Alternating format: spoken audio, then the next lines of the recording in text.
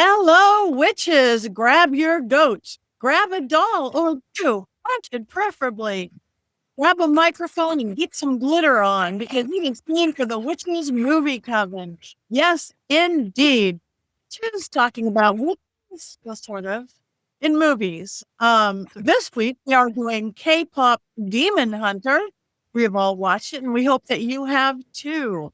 My name is Patti Negri. I am one of your hosts. I'm honored to be here. You might know me from my school, University Magicus, from my podcast, The Witching Hour, from my networking Paraflix streaming service, or from Ghost Adventures and shows all over the place, or just from my goats and my dolls, or my girl Belle. But yet I ramble. So I'm going to pass this on to my other co-host.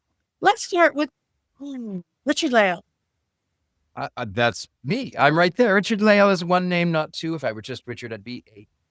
I am known as the Gentleman Psychic. You may know me also from Ghost Adventures or from University Magicus, or you may know me from, I don't know. I'm really easy to find. But speaking of easy to find, if you are here and you're watching this, don't forget to hit the like and subscribe.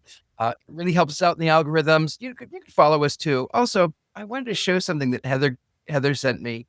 This is Lilith, and I just love her. She's from the early 1900s, and she was found in the Appalachian Mountains, and she has been preserved.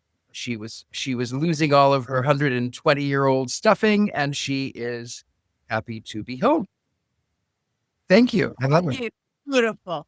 And while I didn't introduce, this is my French floozy from Heather as well, because she is our doll goddess. Oh no, don't lose your hat, baby. Don't lose your top. Don't lose your hat. But she's the best girl I've ever seen in my life, and she's me.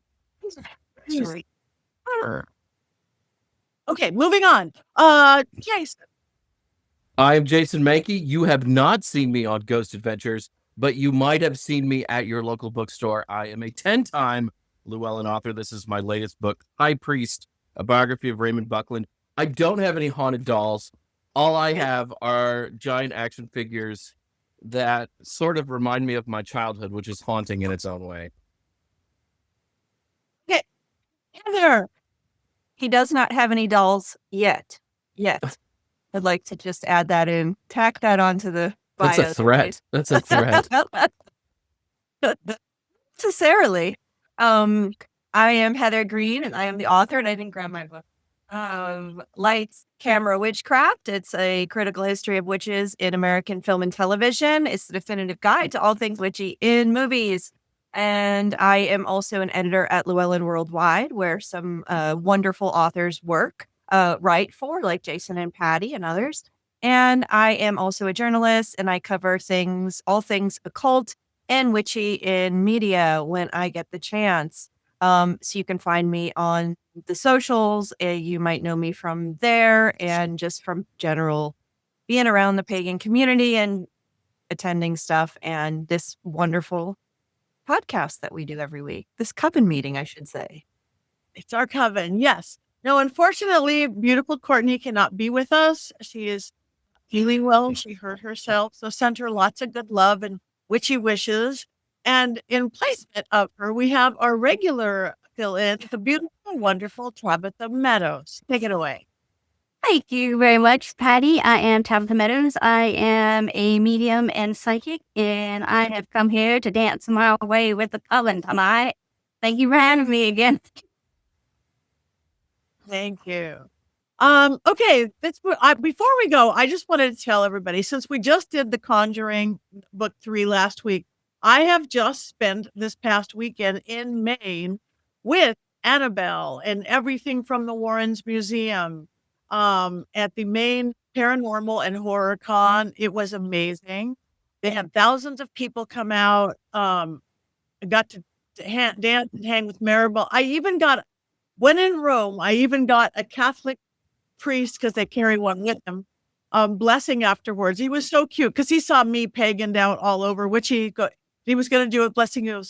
And he like almost apologetically going, "It's going to be a Catholic prayer. Is that okay?" And I'm like, "Yeah, I would expect nothing less, Father." It was really cute. He was so cute. But I was with our friend Haley from Paranormal Princess. We got a trip out to go to Stephen King's house and the cemetery where they did Pet Cemetery. We just made a whirlwind weekend.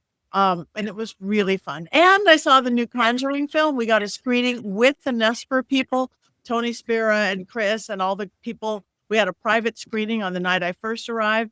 So I'm going to sleep for days one of these days, but it was really great. So I personally like the new movie. I am a Conjuring universe person. I'm sure that Coven's going to tear it apart one of these days, but I like it. Yeah. Anyway, so this week's movie, brand new movie, KPop Demon Hunters. Hopefully you guys all watched it. But in case you didn't, Richard-Lael, do you have your beautiful, always unbiased synopsis of this film? Wednesday night is my favorite night of the week. It used to not be my favorite night of the week because that was two things that I didn't like.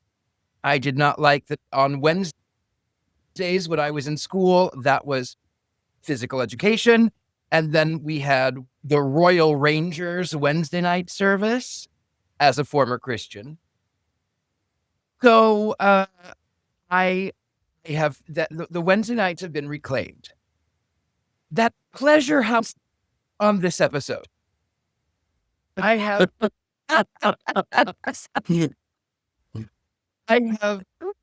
I have mulled over how I can, in a concise, unbiased, and culturally sensitive approach, speak of this film. So here's how I do it. 3 K-pop singers. I believe their names are Blossom, Bubbles, and Buttercup. They form a band against Mojo Jojo and the furry group that are also demon.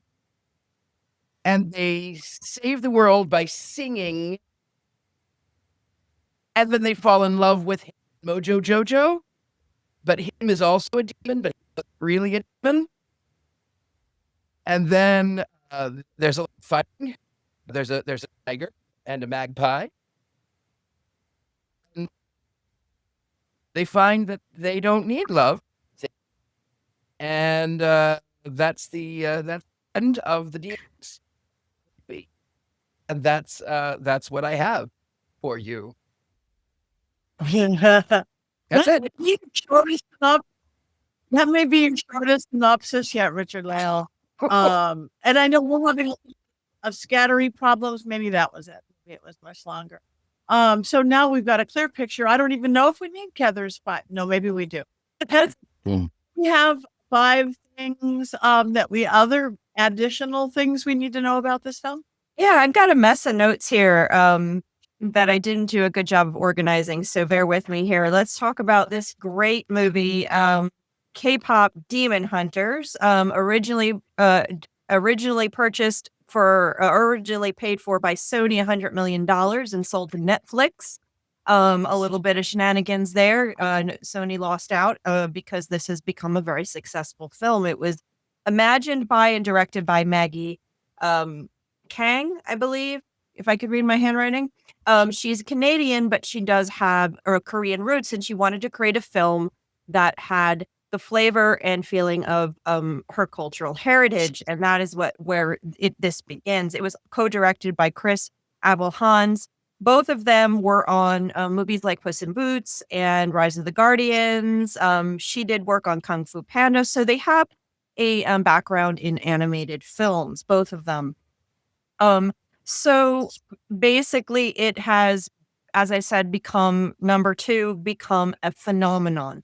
It was, I think if I have the number correct, hang on a second, it made 19 million, over 19 million just in its first release. And that was in theaters. Sony didn't think it would do well in theaters. This is why they sold it to Netflix. I think it did the best of any Netflix movie first release. Mm-hmm. It's been on the number one movie on Netflix, airing on Netflix for 7 weeks, which I believe is a record. A couple other things with this film notable is that it is the second most watched Netflix movie, which is right behind Red Notice. I don't know if anybody saw Red Notice. I did not, but it is quickly gaining on that film. And they expect it will overtake it, being the number one Netflix film. It is also smashing records at the box office. The billboards, the music, the sound, people love it. They're singing it. There's TikTok dances. And right after this episode, I'm going to go practice. And the Golden Song has hit number one top charts across the board, also making the Billboard Hot 100, hitting number one. And the interesting thing about that, it is the first K-pop song ever to hit number one on the Billboard 100. And it is not even a real human K-pop group. It is also the first girl group to hit number one on that same chart since Destiny's Child. And if you do not know who Destiny's Child is, just say my name, say my name. So Heather. that is some interesting stuff about the records of that. Now, most of the cast members you probably do not recognize their names necessarily, but they have been in a lot of things. I'm going to just pull a few out. There were actresses, and then there were singers. So the people that did the voice of the acting were not singing as well. And I'd like to pull, and they're phenomenal singers here. So I'm going to mention one particular that I needed to bring out. Is that Celine? So for example, I'll just name some of them. So Rumi was played by Arden Cho.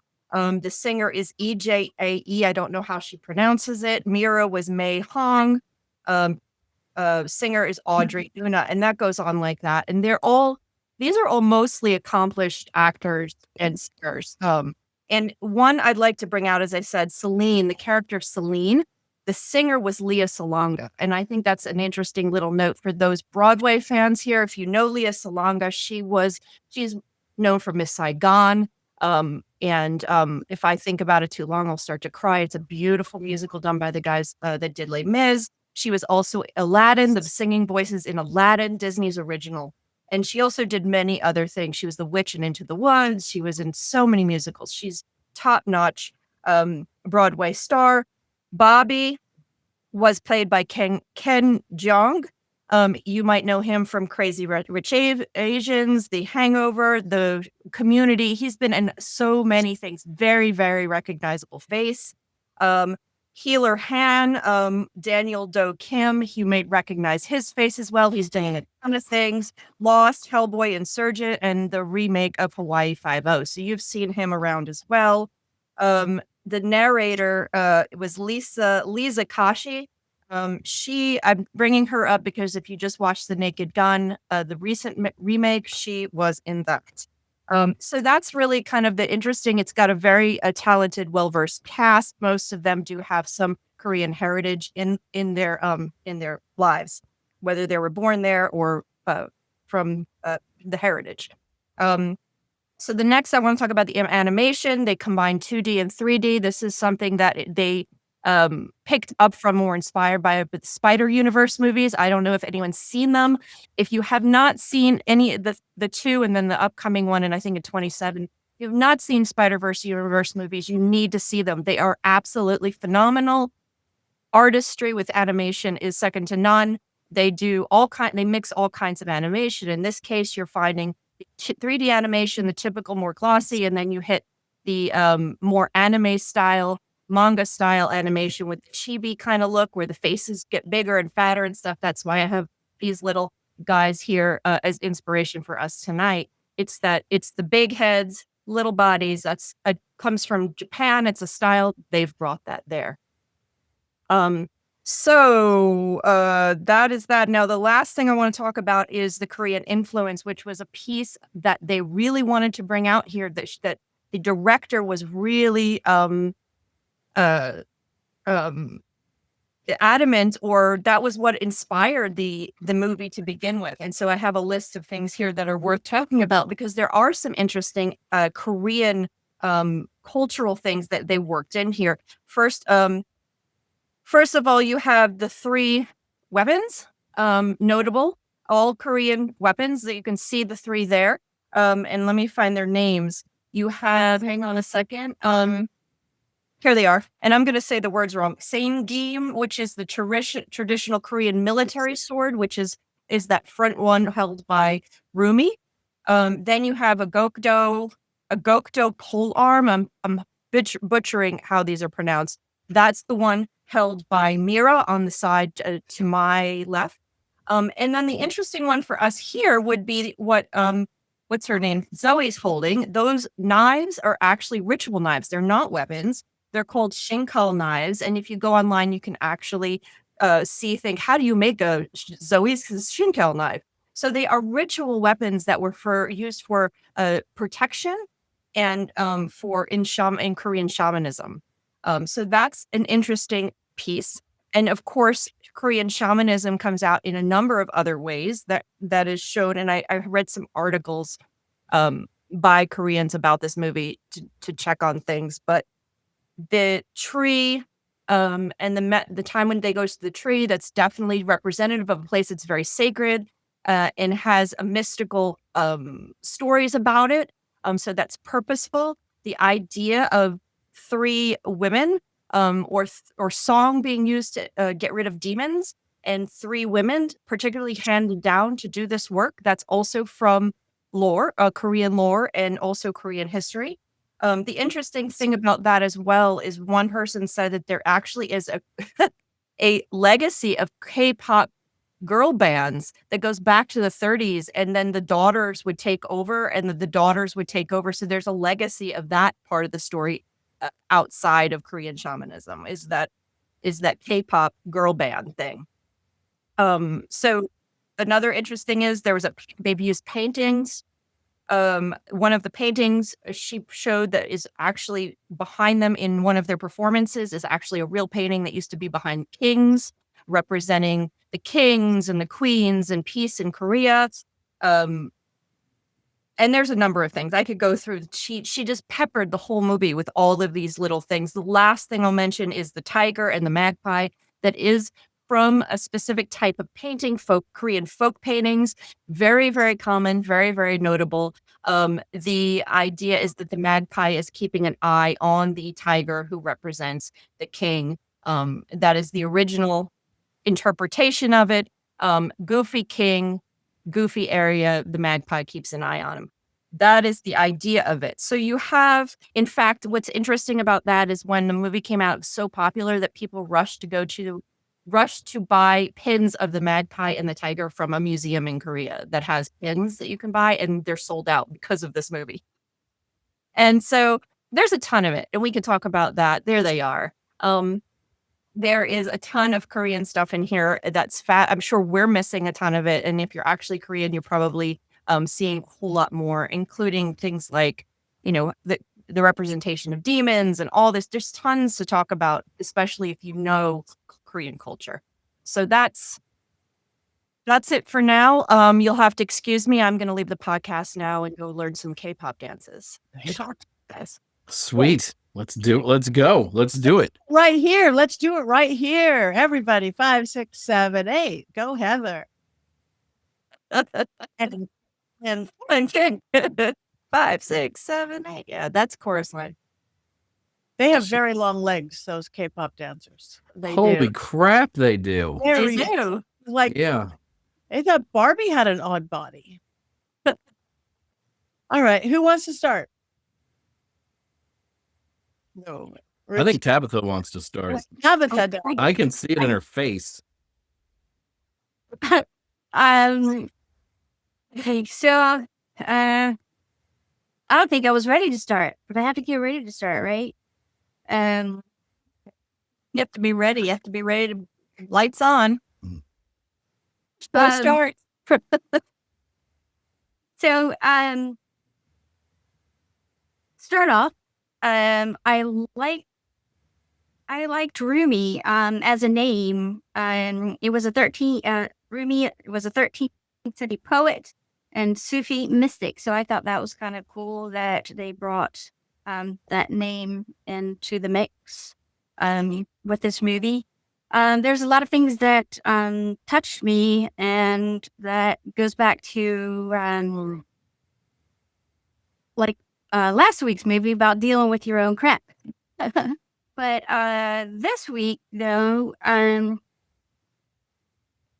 think some of the things that were put on the people or characters in this movie, like shame, seem to come from more of an ancestral background, and none of us can help where we're born of. She's part demon and part human, and that wasn't a choice that she had, but the choice that she did have as her character progresses is how to use her powers. And I thought it was pretty cool that instead of choosing one side or the other, that she decided to embrace both the dark the dark light parts and the light in her. And I feel like it was kind of set up when they went to the doctor at the beginning, because the doctor said something pretty profound, I think. So in order to heal a part of ourselves, we must look at the whole of yourself. Focusing on one part leads to ignoring other parts, and that leads to separation. And I think a lot of times that we do, focus too much on, and these are my opinions, you guys, focus too much on the light, or focus too much on the dark. But again, demonizing something that's a human quality. We all have both dark and light. I don't think is fair. I think we need to own those parts of ourselves instead of again calling them something else. It is very much a part of yourself. So and I did like that even when the two other characters found out that Rumi she had a dark secret and a shame that was put on her, they decided not to walk away from her. They decided to back her up, no matter who she was, and help her rather than shunning her. So I thought that was a beautiful thing too, and that's testament to having really good friends, which is hard to find sometimes. The band. Thank you, Tabitha. Thank you. I wanted to let Tabitha start because I wanted to start off nice, because I don't hate this movie like Richard-Lael, I think, might hate this movie, but I was sort of entertained while I was watching it, but I have so many questions because so many things did not make sense to me at all. Like, how do you become a demon in this world? Are you born a demon? Do you turn into a demon?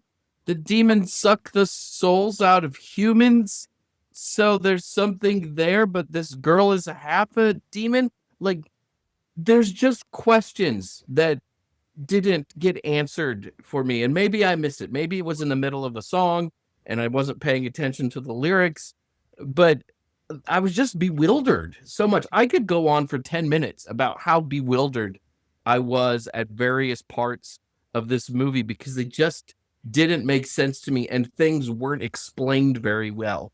Does this protection only protect South Korea? What about North Korea? Maybe that's where Kim Jong-un comes from. Maybe they're not protected up there because it didn't look like it was on the map. Are they protecting us? I don't know. These questions were never answered to my satisfaction.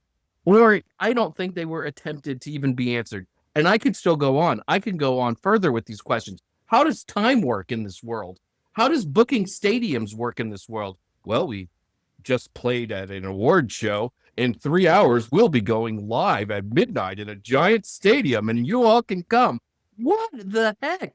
That's not how time works. That's not how concerts work. I was lost. There were times when I was lost. The songs were good, but there were times when I was just lost. I think the songs where we can I think there's not really a not really witchcraft in this movie per se.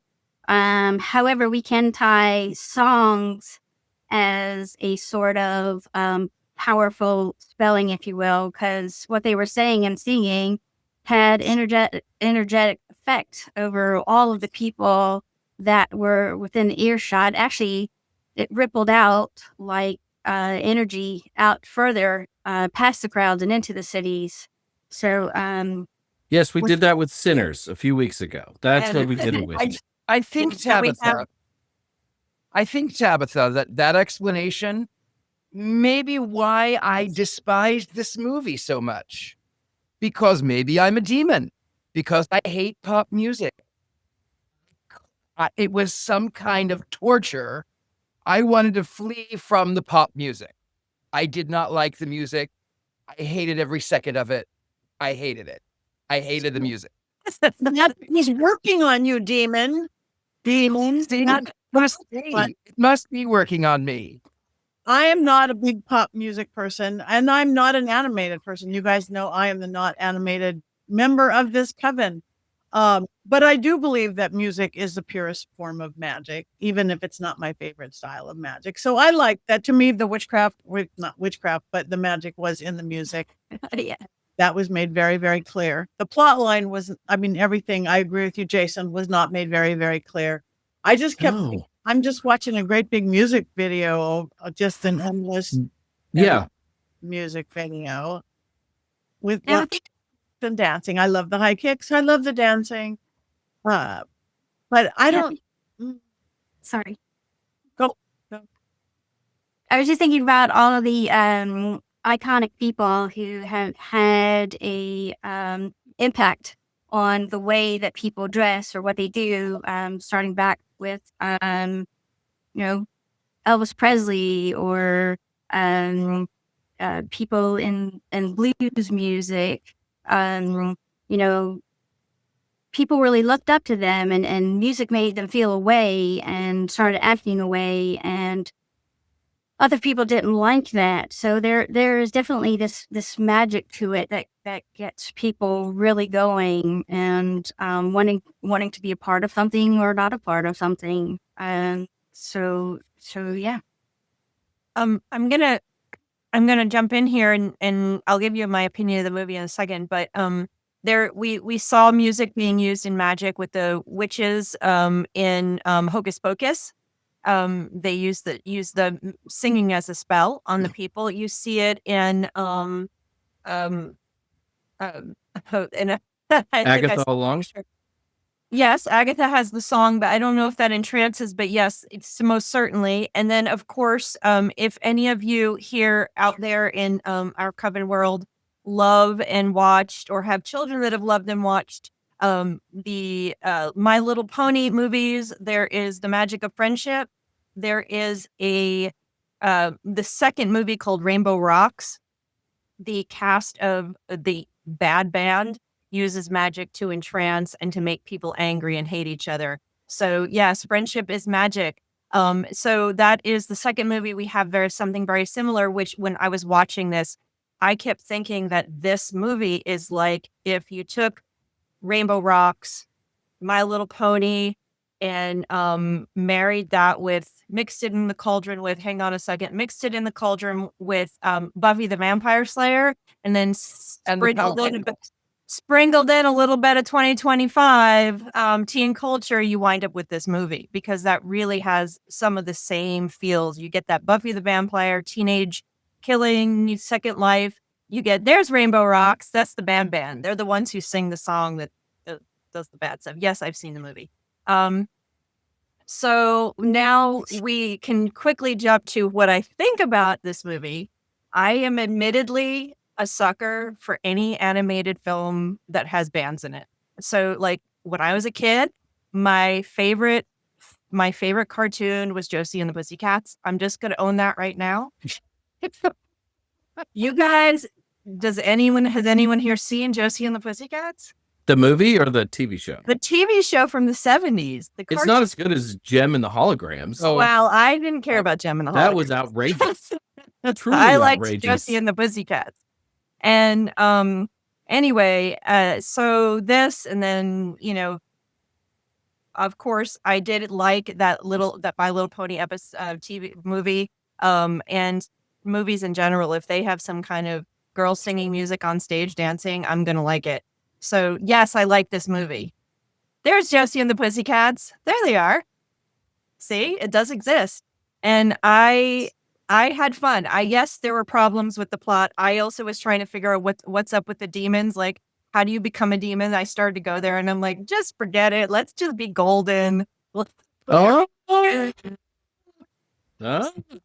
So we're good. And I just let it go and just watched and enjoyed it and was cheering at the end. And once I want to learn the dances and songs, and that's all I needed. So yeah, I had fun. And I love singing boy band songs and doing the boy band dances too. So I want to learn all the dances. I'll I mean, this with you. Yeah. Soda Pop's a banger. I mean, that was a good song. One of the things I really like about K-pop is it reminds me of American pop music 20 years ago. And I don't mean that in an insulting way. Yeah. It's just that when I listen to a lot of American pop now, I don't like it, but I like K-pop because somebody in the comments earlier said that reminded them of Justin Timberlake. And that was really that heyday of that kind of sound and boy bands and Spice Girls. And that kind of music is really fun. And I thought the songs in this movie were really fun. I didn't think they were as world-changing as the movie thought they were, but I thought that they were fun. And I've listened to the soundtrack a few times for my own personal enjoyment since watching the movie.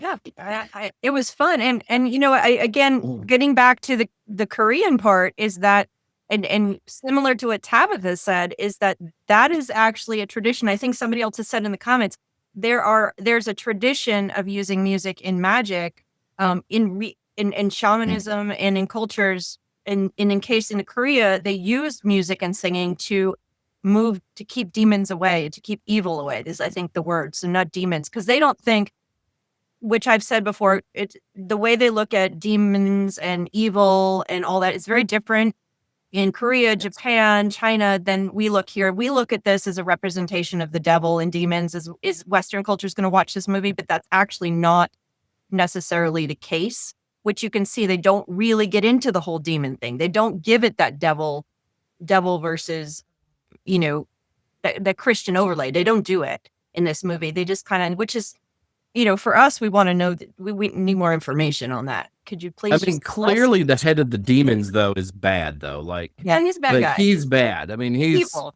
We don't know about all the rest of the demons though. Like, there seems to be different classes of demon. Like, there are those demons who seem relatively self-aware, though not nice. And then there are like the hordes of spirit demons where like 1,000 come at the girl group at the same time and they dispatch all of them in like 2 minutes, right? I mean, the demons are not particularly threatening in this film. No, like, you're never like, oh, I wonder if they're going to survive. You're like, oh, I'm just going to watch them do some cool things for a while. Yes. Yeah. There was never a threat from the demons. No. My internet is acting up. It's the demons. My internet is acting up. I want to talk about the demons. You watch the movie. Ren, we can hear you. You can hear me? I don't know. My computer is acting up. I don't know. So the thing about the Asian demons is that they are, like you said, different from Western culture demons. There is a demon in Chinese mythology that kicks you when you walk down a path. It just kicks you. There's another demon who washes a leaf in a creek. Like, that's all that's its entire purpose, is to just wash this leaf. So sometimes Asian demons mildly inconvenience you, as opposed to Western demons, which possess you and, you know, make you homicidal or whatever. So that's one of the differences there. I do want to talk about the flight attendant demon who is pouring coffee on the flower. I may be mistaken in this, but I think that they were referencing a Korean TikToker who she was a flight attendant, and her mother was from Korea, and she will imitate her mother or the flight attendant as she is. And I think that flight attendant is that TikToker. I may be wrong, but I think so. Thank you. Quite possibly. All right. So we've talked the film, and do we have any quotes? Oh, no, Courtney's not here. I know. Oh, I think Tabitha had one she can repeat though. Yeah. Enjoyed. It wasn't an exact quote, but it was the in order to heal a part, we must look at the whole, and focusing on one part leads to ignoring other parts, being separated. There was another thing I think Rumi, I think it was what Rumi said. The funny thing about hope, no one else gets to decide if you feel it, and I thought that was pretty. That choice belongs to you. When Yeah. you feel it. Yes. When you I feel thought it. that was a very important thing that was said as well. Yeah. Yes. I can bring up one other thing if you guys don't mind before we get to Jason's wonderful minute. Maybe Is early too, anyway. Yeah, we got to talk about this movie for another 15 minutes. I have a few quotes, but they're just not that interesting. I figured Courtney wasn't here. How it even opens up, the world will know you as pop stars, but you'll be much more than that. You'll be demon hunters. But I like the one that, how am I supposed, oh no, see, I'm not good at this. How am I supposed to fix the world? How am I supposed to, I'm not doing quotes. How am I supposed to fix the world? Fix me. How am I supposed to fix the world if I can't, when I don't have my voice? Which was kind of a good quote that says a lot. When I don't, not having your voice, how do you fix the world? out of context, that could be very powerful. That out of context of the movie and not knowing the story, just saying that quote could be taken as something very powerful. How do you fix the world if you don't have a voice? So Right. I thought that there were like a couple of like inspiring quotes in this movie in between the songs and the announcements of concerts staged without any, like warning or foreshadowing or being able to purchase security for the concerts or sell tickets or anything like that. But I mean, I understand why people love this movie, especially younger people, because it does feel kind of empowering and inspiring, even if I have no idea what's going on through large parts of it, or why certain things are happening, or who owns the cat. Is it the guy from Suja Boys, or is it the demon lord? I don't know, because the was a messenger. sounds nice. What's that? spiritual cat. You're the Yeah, but- messenger. Yeah, The but, like, airplane splits apart in the air, and they sail down on demons. What happens to the fuselage? Like flying over. I think I'm frozen again. They're flying over this stadium filled with people. Where did the plane go? we thought that too. Like, there should have been a mass catastrophe there because pieces of the plane have to fall down. And also, isn't everybody in the stadium going to realize that these are not just singers?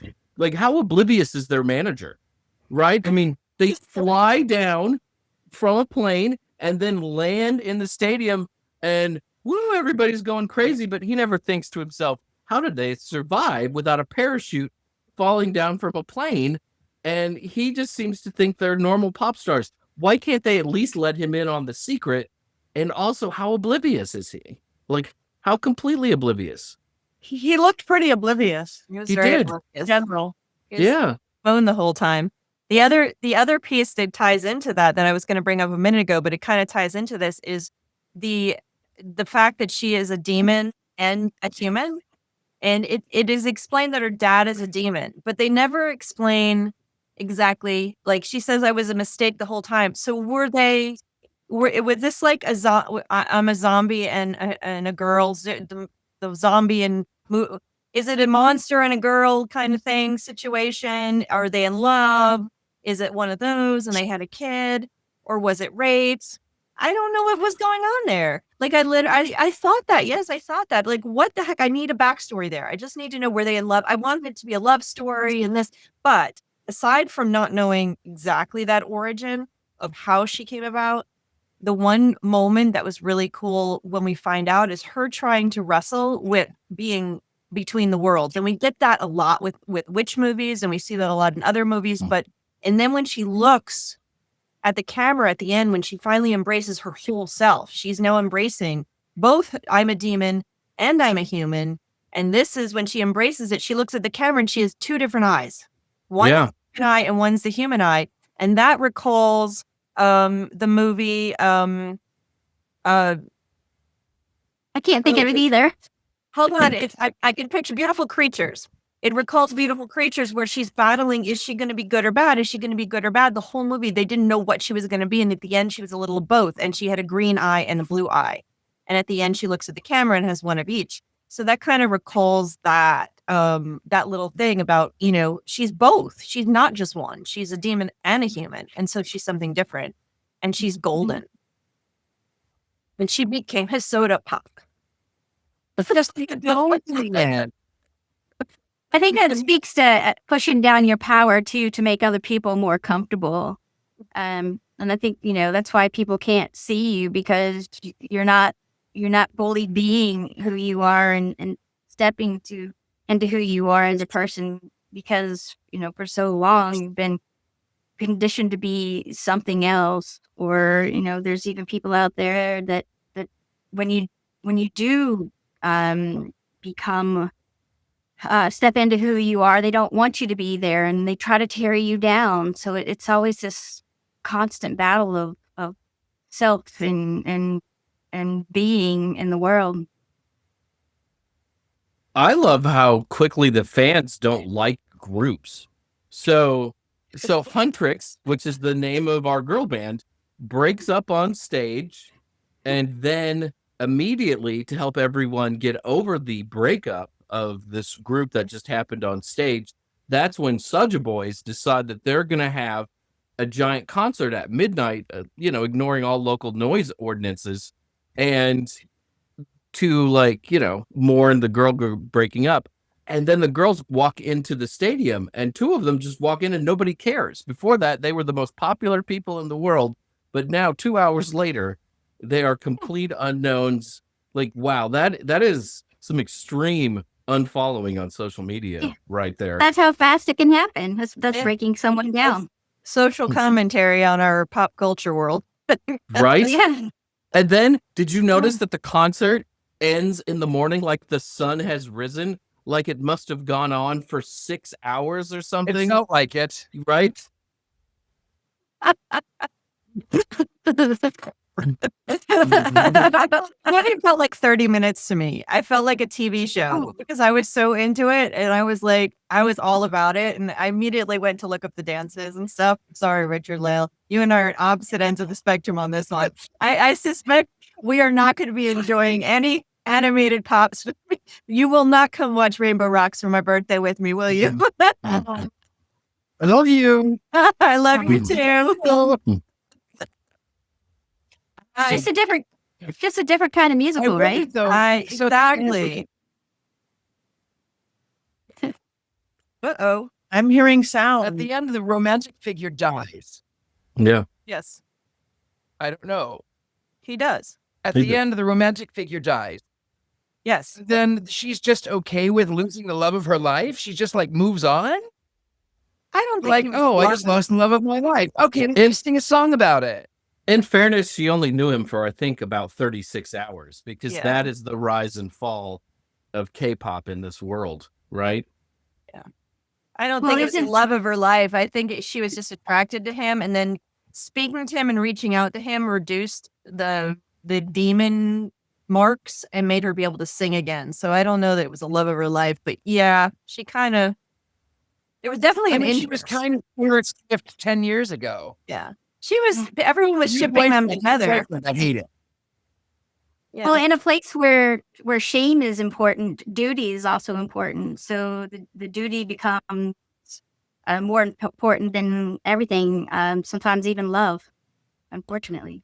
I hope the sequel's about finding Genu. He was a hot cartoon. He was Like, like, that was an attractive cartoon, right? And I'm not always attracted to cartoons, but he was good What I looking. am. It's a Korean K-pop. Yeah. How about the way the girls were acting when they first encountered the Saga boys, and they were they were drooling and popcorn was coming out of their face, and I was like, oh my gosh, I can remember being a teenager and seeing some hot dude that looked like what's his name from Karate Kid. And I was like, oh, Ralph Macchio? yes, thank you. I so the dark. Hey, Tabitha, wax on, wax off, wax on, wax off. How you doing, baby? Paint the fence, Yeah, paint the great. fence.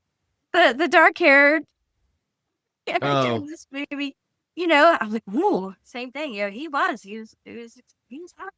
Yeah. Apparently, there's an actor that some people say he was designed after, and I can't, his name slips me, but if they did it, because they were talking about how some people are wanting a live action remake, which I really hope they don't do, but they say he needs to play the character because he looks exactly like him, and I can't think of his name right now.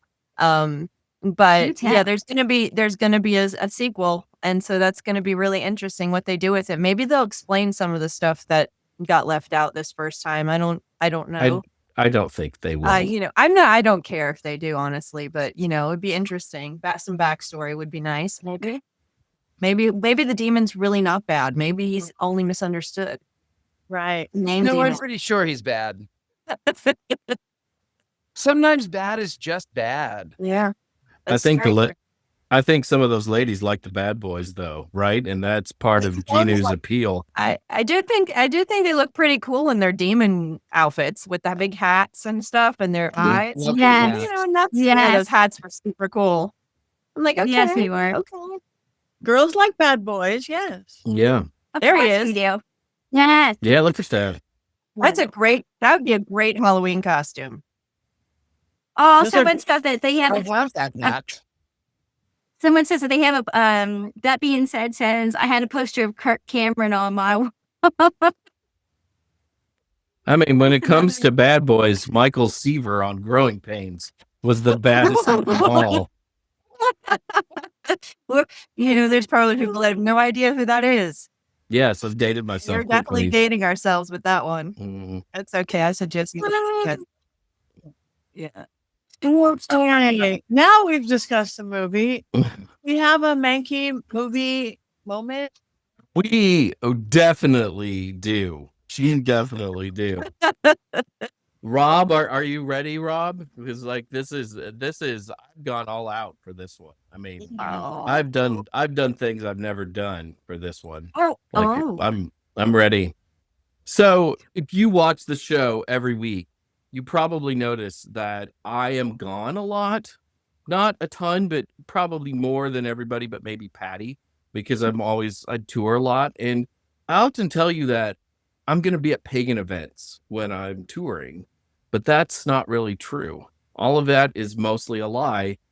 I claim to be at pagan events to cover up my second job, which is promoting K-pop to the masses. As most of you can probably guess by looking at me, I am a giant K-pop nerd. Outside of witchcraft, I have this whole other life that revolves around K-pop. Did you know, for instance, that I was a tour manager of BTS's last jaunt through the United States? This is it, Rob. This is the picture with me and the boys. Here I am backstage with the boys. Hint, hint. Hint, hint, picture. Oh, this is so much better with the pictures. So sad. I worked on giving my pictures of me with my K-pop group, to our producer. But, you have to trust me that there's a picture of me with BTS backstage with all the boys, Jin, Suga, J-Hope, RM, Jimin, V, and Jungkook, because that's how cool I am. And I'm sure most of you know the band Girls' Generation. I was instrumental in getting them on the radio, not just in the United States, no, but also in places like Japan and Argentina. I speak dozens of languages, which helps me in my K-pop promotion job. Even back then, though, when they started out, and they started out like in 2007, I was too old to date the young ladies in the group. But Tiffany's mom and I, holy crap, we had some wild times for a long while we were on the road. And I want to assure all of you who are big K-pop fans like I am that despite the rumors back in May, Red Velvet is not disbanding. The girls are just going to go work on some solo stuff, but they are still going to tour and work on projects together. How do I know this? I have been working as one of their co-managers for years. There's a picture of me with them. What is going on? And you aren't going to be surprised to hear this, but of course, I had a thing with Irene's mom since we came out of COVID lockdown. Oh, yeah. We've been making up for lost time, and she made me K-pop, if you know what I mean. But so because of all of this, when I heard that K-pop Demon Hunters was coming to Netflix, I begged the Coven to review this movie. I have started as I heard it was coming. I metaphorically got on my hands and knees and was just a pathetic mess. I wanted us to review this movie so bad, so very bad. Heather waved her hand at me and said, "This movie doesn't have witches in it, Jason." I thought Richard-Lael would be on my side, but found out he's not really into girl groups very much. Patti, down with most everything, but she was only okay with this if Stevie Nicks was a member of Huntrix or the movie had a haunted doll. 0 for 2 there. That left me with just Tabitha. And when I asked her about the movie, she just moved her arm in a big circle and shouted, Mystic Shield at me. After all sending them some money on Venmo, and tonight's episode of the Witches Movie Coven is brought to you by Venmo, that's when they all finally agreed to do K-pop Demon Hunters for this show. I was kind of hard on the movie earlier in the show because I was just waiting to surprise you all. Just like Saja Boy surprised the world by being demons, and Rumi surprised her bandmates by being half demon. Isn't the show better with surprises? Because this movie freaking rules, and in no way do all the members of Huntrix have strangely super long net legs and remind me in every way of Slender Man. No way. That is not a thing. These girls rule. Huntrix girls to the world. There's no way Jason would ever give this movie a takedown. The whole thing is golden and it's sweet like soda pop. And that's how it's done. K-pop forever. Jason out. Peace. Bravo.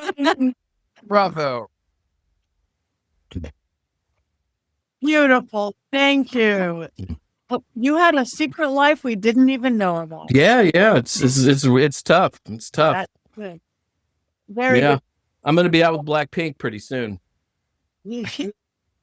All right. Next week we are getting close to the end. Next week, what are we seeing next week? It's a lot. Race with the devil. Okay. Race. I don't know anything about it, so I have. Loretta Swit from MASH. Oh, I love Loretta Swit.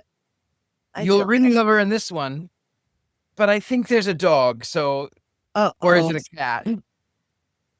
You may not like that part. Oh, why did they? Yeah. All right. Well, I'll close my eyes on that part because I love Loretta Swit. I sat next to her. I used to do her. I used to. That's funny. You didn't like that. You used to impersonate her. I used to. I mean, she was hot lit. Person ever. There's a big aircraft carrier in San Diego that we would do shows on. We would do big variety shows. I did okay as her. I have the whole outfit, and we had a perfect everybody else. So I blended right in with everybody else. So I've been doing her for a long time, and I got to sit next to her at a party years ago now in West Hollywood. I just kept trying to get closer and closer to her, but I didn't like pull out my camera and see if I could, or I look like you, or I do you, or I didn't do any of those things. I will watch this movie. Yeah. Yeah. Okay. But anyway, I love her. So that's it. Well, this movie coming up has satanic witchcraft. It has a state-of-the-art 1970 something RV. So, it's all of the fabulous clothes. It's got some guns. It's got some hooded figures. It's something. It's going to be fun. And It's from no Josie and the Pussycats, but it is No. definitely something. nothing is Josie and the Pussycats. Let's be honest. All right. The Josie and the Pussycats movie from a few years ago is banging. That's a good movie. It's a really good movie. So before we go on with what we're doing, it is time to vote. Wands up, wands down.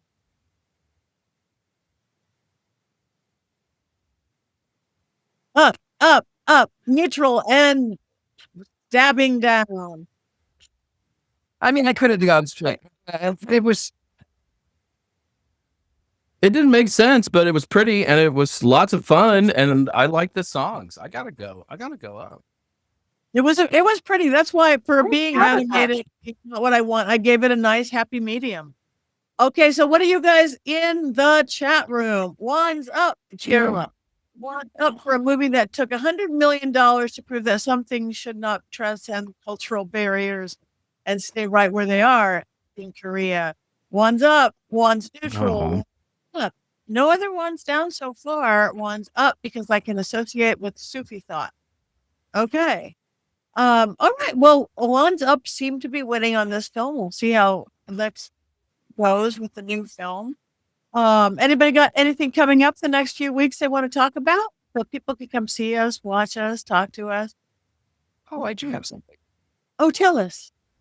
Yeah. Okay. So I have something. So I on the 10th, I am going to be hosting a private, very small, intimate group that you can find tickets to come and have tea and have your cards read, and then I'll read some stories, something nice and refreshing like the Gashly Crumb Tinies, nothing like murdered. Something so romantic and uplifting. Yeah, that's what I'll be doing. And then of course I'm here in New Orleans. I'm easy. I'm the gentleman psychic. I'm everywhere. Thank you. Thank you. Are you home for a while, Heather? Yep. I'm just working with authors and doing some stuff after a very busy summer. So I'm happy to be just hanging out in Atlanta. I'll have some stuff coming up in the fall, though. Cool. You home for a while, Jason?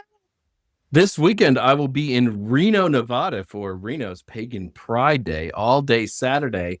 Reno, the biggest little city in the world. And since it's Nevada, it's time for hookers and cocaine. It's going to be great. It's going to be a good weekend. Yay. Yay. I love Reno, actually. What's up?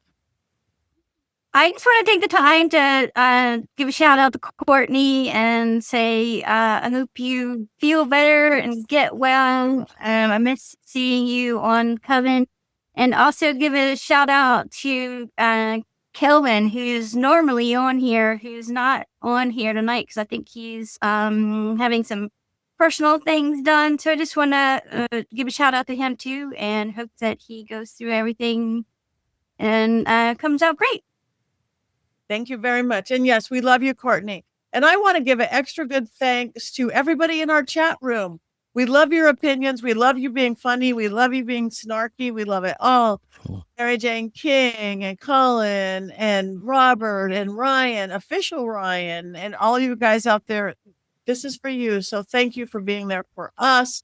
I am home. Well, I'm not home. I'm going away to film, but nothing that you guys can join me for.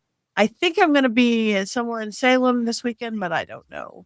Or this week. But Rock Island Roadhouse in Illinois, October 3 through 5, is going to be a really cool event. So check that out.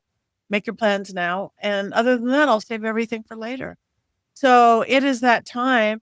Are we going to dance and sing? Shoulders at very least, Richard-Lael. You can sing, Richard-Lael. I am a demon. I'm not sound just half. Lost your voice. I am a demon. Okay. Demon. Tackle. We need the witch and the demon.